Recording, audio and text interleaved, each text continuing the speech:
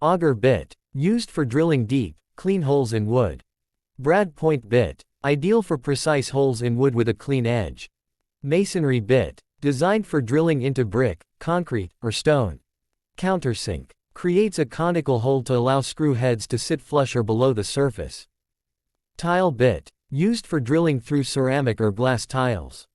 Installer bit. Typically used for installing cables or pipes, often in drywall or wood.